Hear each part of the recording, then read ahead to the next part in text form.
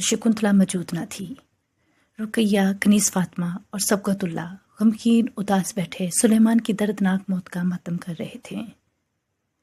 सामरी को अचानक सामने पाकर हैरान हो गए, बल्कि तीनों सहम गए और सोचने लगे कि अल्लाही खैर हो, कहीं दोबारा कोई मुसीबत तो नहीं आने वाली। सामरी दरवाजे में खड़ा तीनों को घूरने लगा और बोला, शकुंतला कहाँ है? कुछ पता नहीं बेटा, मैं तो पिंजरे में बंद था कि अचानक ही पिंजरा गायब हो गया। मैं वहाँ से उठकर इस कमरे में आया तो बहू और बेटी को लहूलुहान पाया। सुबह तक बड़ी मुश्किल से होश आया था।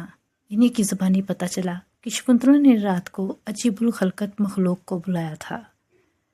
दोनों बेचारियों को कोड़ों से पिटवाया। मार खाकर ये दोनों बेहोश हो गईं और किसी बात का हमें कुछ पता नहीं।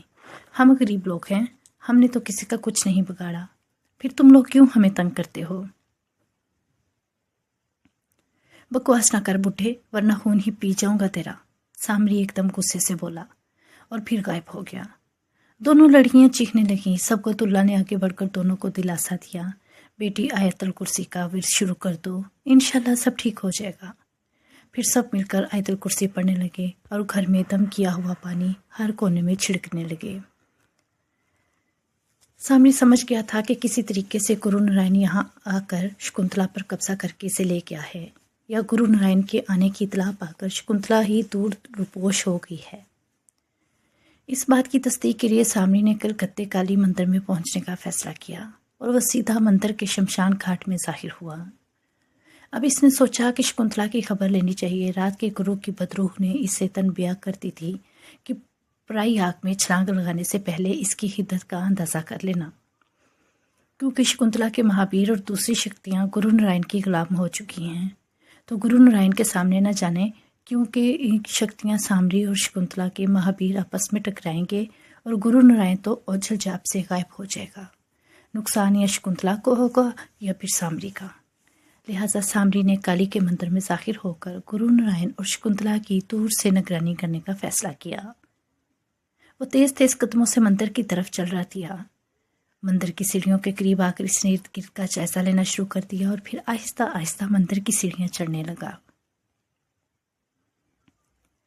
जूं जूं सीढ़ियां चढ़ता जाता इसके दिल की धड़कन तेज होती गई। सामरी वापस चलो, अचानक इसके महावीर ने इसके कानों में सरगोशी की।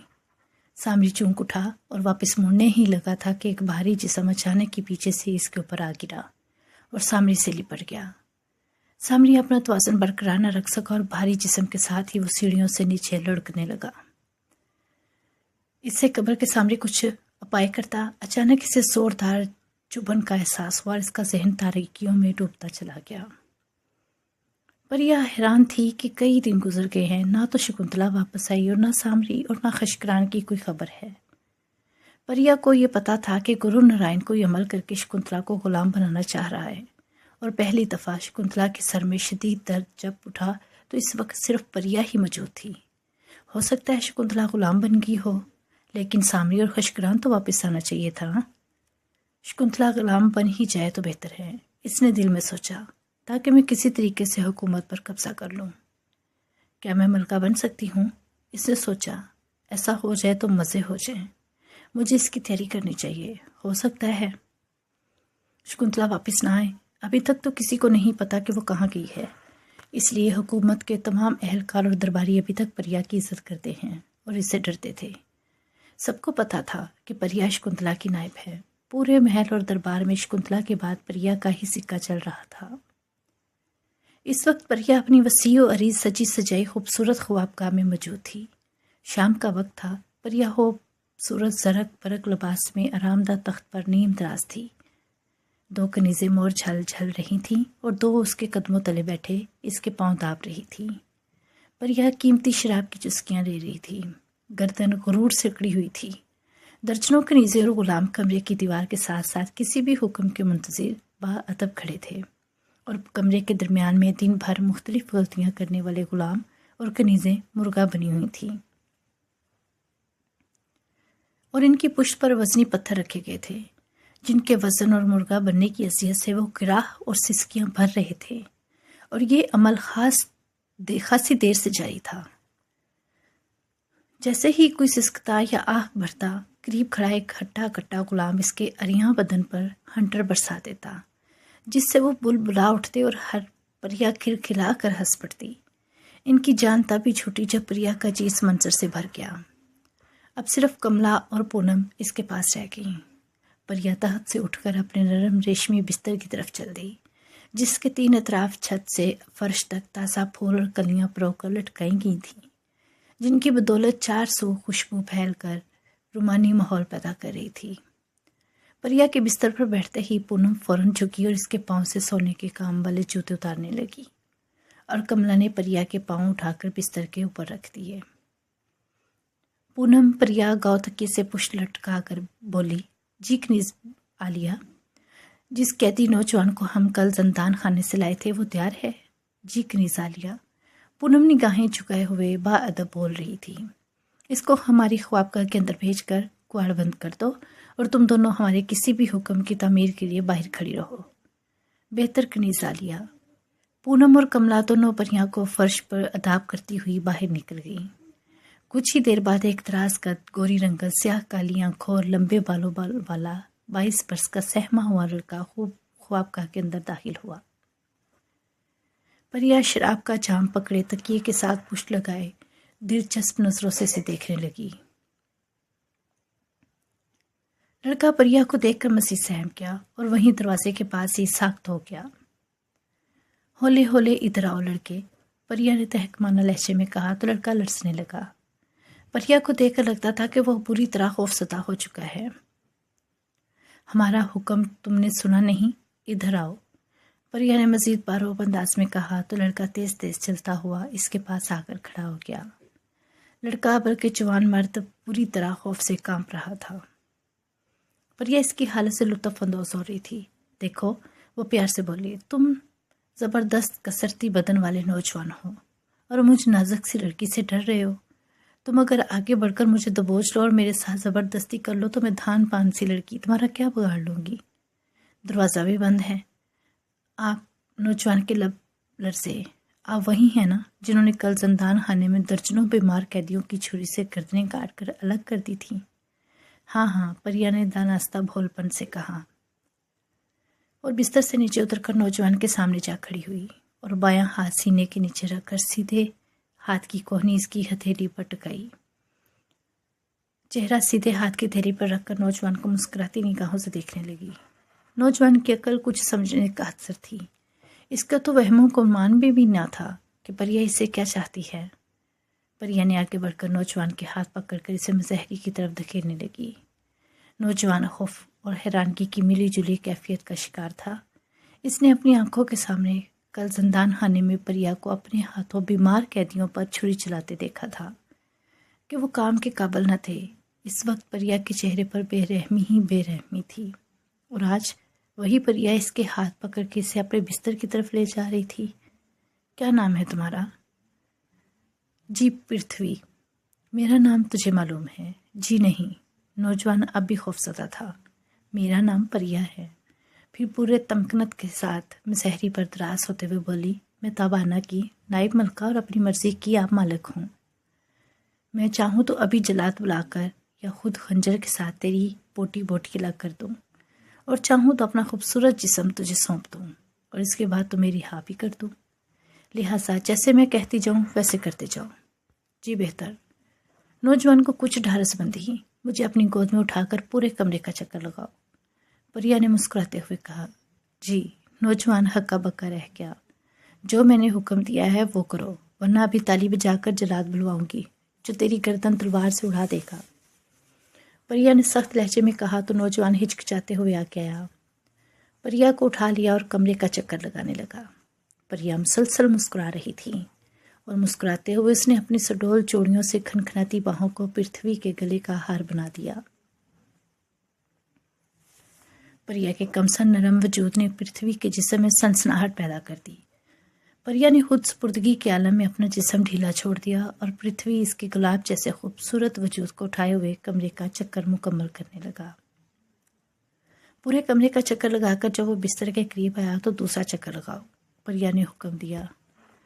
دوسرا چکر مکمل ہوا تو بولی، پھر چکر لگا کر آؤ۔ इसी तरह वो जब भी बिस्तर के करीब आता परिया इसको फिर चलने का हुक्म दे देती।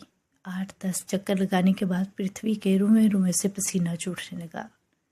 इसकी सांसें बुरी तरह से बेतरतीब हो गईं। इसके लिए परिया का नाजुक सा वजूद संभालना दोभर होता जा रहा था। एक तो रोबे हुसन और दूसरे परिया की जालिमाना फितरत का खौफ इसको परिया का कोमल बदन उठाए रखने पर मजबूर कर रहे थे। परिया इसकी हालत से नजूबी वाकिफ थी। इसे पता था कि पृथ्वी काफ़ी अरसे से कैदी है और वो यूं सफ़े मुखालफ का तरसा हुआ है। वो चाहती थी कि जवानी का जोश आतिश फशा की तरह फटे और सावन की तरह खुल कर बरसे। अब परिया ने इसे हुक्म दिया कि मुझे बिस्तर पर लटा दो। पृथ्वी ने बड़े आराम से मैं सहरी से उतारा और खुद हाँपने लगा। इसका हाँपना बिला वजह नहीं था, इसके भी कुछ तकाजे थे, लेकिन हरफे मदा ज़ुबान पर लाने की हिम्मत इसको हो ही नहीं सकती थी। परिया चंद लम्हे से खुमार और निगाहों से देखती रही और फिर अशार तने से मुसहरी पर बैठ जाने का कहा और फिर आगे बढ़कर इसे अपने ऊपर गिरा लिया। और तब ही आतिशफशा फट पड़ा और फिर कब सुबह हुई परिया पृथ्वी दोनों को पता न चला। परिया की जब आँख खुली तो बाहर से कनीज होले होले दरवाजे पर दस्तक दे रही थी। पृथ्वी औंधे मुँह लेटा गहरी नींद सोया हुआ था और बाग की तरफ खुलने वाली खिड़कियों से सुबह का उजाला छन कर आ रहा था। परिया उठकर नीचे उतरी और कदम कदम चलती हुई दरवाजे की तरफ बढ़ी। अभी वो दरवाजे के करीब भी न पहुंची थी कि पीछे से किसी ने इसको दोनों हाथों कमर पर रखकर फिजा में बुलंद कर दिया। इसने एकदम गर्दन मोड़कर देखा तो मारे खौफ की इसकी सिटी गुम हो गई। शकुंतला की जान अजीब अजाब में फंस गई थी। गुरु नारायण और लक्ष्मण नाथ को और कोई काम ही न था। रात से लेकर अब दोपहर तक वो एक ही राग अलाप रहे थे। अब शकुंतला चक्की के दो पाटों के दरमियान पीस रही थी और बार बार हाथ जोड़े जा रही थी। रात से अब तक गुरु नारायण ने इसको खाने के लिए भी कुछ ना दिया था और भूख से इसका बुरा हाल हो रहा था। वो तो भूख से पहले खाने की आती थी, इससे इसके होंठों पर खुश्की के आसार नुमाया होने लगे थे।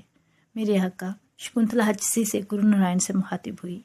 इस वक्त शकुंतला के गालों पर प्यार किए जा रहा था,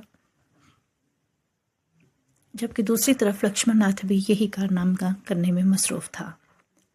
मेरे आका, मुझे खाने को कुछ दो, भूख से मेरा बुरा हाल हो रहा है। मलका लिया। गुरु नारायण तंजिया लहजे में बोला, तो मुझे खा लो, तुम तो इंसान का इंसान खा जाती हो। नहीं आका, शकुंतला इसके पैरों पर सर रखते हुए बोली, मुझ पर दया करो, अब तो मैं तुम्हारे कब्जे में हूँ, मैं कहाँ जा सकती हूँ, तू जा भी कहाँ सकती है। गुरु नारायण इसकी पतली कमर को हाथों में लेते हुए बोला, और वो खाने पीने को तो तुझे कल सुबह ही मिल सकता है। तुझे एहसास भी है तू हो जिन लोगों को तू भूख और प्यास के सिए से कत्ल करती थी, इनको कैसी तकलीफ होती थी। मैं तुझ पर वो तकलीफ दूंगा जो तुम दूसरों को देती थी। ये बातें अभी वो कर ही रहे थे कि चमत्कार एकदम जाहिर हो गया और तेजी से बोला, मालिक सामने मंदिर की तरफ शकुंतला की तलाश में आ रहा है।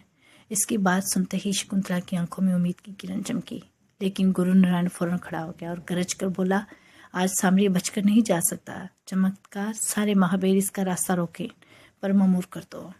मालिक, चमत्कार अदब से बोला, सामने बहुत बड़ा जादूगर है और इसके कब्जे में भी बड़े महाबीर हैं। हमारा फतह याब होना मुश्किल है। अलबत्ता शकुंतला को हुक्म करें कि वो चुप कर इस पर वार करे और इसे डस ले। जहर के असर से वो बेहोश हो जाएगा और आप इसको बआसानी काबू कर लेंगे। वाह चमत्कार वाह! गुरु नारायण ने मुसरत का इजहार किया। इससे अच्छी तरकीब हो ही नहीं सकती। शकुंतला जी, मेरे आका। शकुंतला ना चाहते हुए भी खड़ी हो गई। तुम फौरन एक मक्खी का रूप धार कर मंदिर की सीढ़ियों पर पहुंच जाओ और जैसे ही सामने करीब आए एक बहुत बड़े अस्तेह का रूप बनाकर इसके ऊपर जा गिरो और इसको डस लो। सामने का मरना आसान नहीं, लेकिन वो होश से बेगाना ज़रूर हो जाएगा। और शकुंतला की ख्वाहिश थी कि सामने पहुंच जाए और इसको आज़ाद कराए, इसलिए वो ताख़ीर करने लगी, लेकिन फ़ौरन ही इसके दिमाग की रगों में शदीद खंचाव पैदा हुआ। इसको सामने याद न रहा और इसको रगें फटती महसूस हुई, लिहाजा इसने फ़ौरन लौट लगाई और एक मक्खी बनकर कमरे में उड़ने लगी। चमत्कार ने हाथ बढ़ाकर कहा, शकुंतला मेरी हथेली पर बैठ जाओ। शकुंतला चमत्कार की हथेली पर जैसे ही बैठी तो एकदम छपाका हुआ। शकुंतला ने खुद को मक्खी के रूप में मंदिर की सीढ़ियों पर देखा। यही वो वक्त था जब सामरी सीढ़ियां चढ़ना शुरू कर चुका था। शकुंतला मक्खी के रूप में सीढ़ियों से नीचे आने लगी। और इसी वक्त सामने महावीर की आवाज़ पर नीचे की तरफ पलटा, लेकिन शकुंतला फुर्ती से बहुत बड़े अस्तेह की शक्ल में आकर सामरी के ऊपर आ गिरी, और इससे पहले कि सामरी संभलता, शकुंतला ने तेजी से इसके शाने में दांत काट दिए। सामरी जिस्म में कसीर जहर दाखिल होने से फौरी बेहोश हो गया। अस्तेह की अचानक आमद और एक आदमी पर हमले से मंदिर की सीढ़ियों पर आते जाते लोगों में भगदड़ मच गई, और भगदड़ में चमत्कार ने बेहोश सामरी का हाथ थामा और इसके साथ ही शकुंतला ने लौट लगाई और दोबारा मक्खी बनकर चमत्कार के दूसरे हाथ पर बैठी। लम्हों के बाद ही ये तीनों दोबारा लक्ष्मण नाथ के कमरे में मौजूद थे। मंदिर की सीढ़ियों पर सिर्फ चहमुखियां रह गई थी। लक्ष्मण नाथ और गुरु नारायण बेहोश सामरी को अपने कदमों में पाकर खुशी से फूले न समा रहे थे। शकुंतला एक बार फिर इंसानी रूप में कमरे के कोने में हाथ बांधकर बाअदब उदास खड़ी हो गई। बहुत बड़ा जादूगर बना फिरता था, गुरु नारायण फखरिया लहजे में बोला, लेकिन ऊंट जब पहाड़ के नीचे से गुजरता है तो इसको मालूम पड़ता है कि मेरे से बुलंद चीजें भी दुनिया में मौजूद हैं। हर नहले के लिए दहला मौजूद होता है। और देख शकुंतला, गुरु नारायण इसको बालू से पकड़कर बोला, आज तेरा यार खास भी मेरे कदमों में आ ही गया। अब मैं इसका वो हश्र करूंगा कि इसकी आत्मा भी नरक में बुलबुलाती रहेगी। और कौन कौन है तेरा यार, जल्दी बता। गुरु नारायण शकुंतला के बालों को झटकते हुए बोला। शकुंतला की तकलीफ और बेबसी से आंसू निकल पड़ी। इससे ज्यादा बेबस वो कभी ना हुई थी कि गुरु नारायण काम भी तुम्हारे सारे इससे ही मुकम्मल करवाता और जलीलो ख्वार और जुदों को भी इससे ही करता। शकुंतला की दिमागी कैफियत ऐसी हो चुकी थी कि गुरु नारायण के किसी सवाल का सही जवाब न देना इसके बस में न था। इसके होंठों और जहन पर इससे अपना कंट्रोल खत्म हो चुका था। जल्दी बता कुतिया, और कौन है तेरा यार? जी खशकरान। शकुंतला को न चाहते हुए भी बताना पड़ा। ये कौन है? ये एक जिन है मेरे आका, और ये मेरा दोस्त है। गुरु नारायण इसके बालों को छोड़ते हुए बोला, इसका मतलब है ये भी जरूर हमलावर होगा। कोई बात नहीं, तुम तीनों का मैं बुरा हश्र कर दूंगा। और शकुंतला इसकी बातें सुनकर थर्रा उठी, क्योंकि अब सिर्फ खशकरान ही इसके लिए उम्मीद की वाहिद किरण था। अगर वो भी गुरु नारायण के हाथे चढ़ गया तो क्या होगा, ये सोचकर ही शकुंतला का दिल डोलने लगा। गुरु नारायण, ये क्या? अचानक लक्ष्मण नाथ की आवाज गूंजी। वो बेहोश सामरी की तरफ हाथ उठाकर इशारा कर रहा था। सबने इसकी तरफ देखा तो वहां एक और ही मंजर था।